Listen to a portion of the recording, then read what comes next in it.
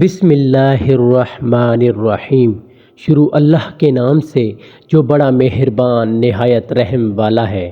السلام علیکم دوستو، آج کی ہم اس ویڈیو میں حضرت عیسیٰ علیہ السلام کا بیوقوفوں کی وجہ سے پہاڑی کی بلندی پر بھاگ جانے کا واقعہ بیان کریں گے۔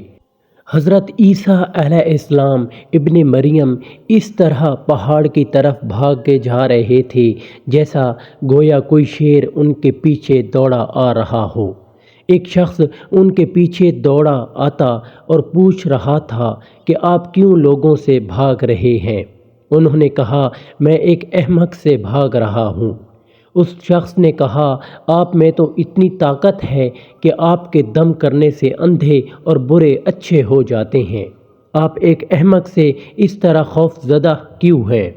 حضرت عیسیٰ علیہ السلام نے فرمایا، تیرا کہنا درست ہے، میں مردے کو زندہ کر سکتا ہوں، مٹی سے پرندہ بنا کر پھونک مار دیتا ہوں تو وہ زندہ ہو کر اڑ جاتا ہے۔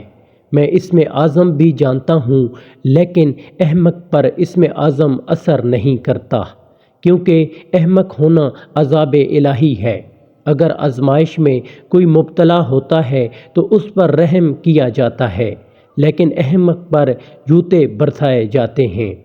حماقت کا اثر اللہ تعالیٰ کی ایک مہر ہے جس پر کوئی تدبیر مؤثر نہیں ہوتی۔ احمقوں اور بیوقوفوں سے اس طرح بھاگو جیسے حضرت عیسیٰ علیہ السلام بھاگے تھے۔ بیوقوفوں کی صحبت انسان کے اوصاف آہستہ آہستہ چراتی رہتی ہے۔ گرم جوشی کو ان کی صحبت کاہلی میں تبدیل کر دیتی ہے۔ حضرت عیسیٰ علیہ السلام کا احمق سے بھاگنا دراصل ہم لوگوں کی تعلیم کے لیے تھا۔ ان کو تو نور حق کی گرمی حاصل تھی، وہ احمق کی حماقتوں سے کب متاثر ہو سکتے تھے؟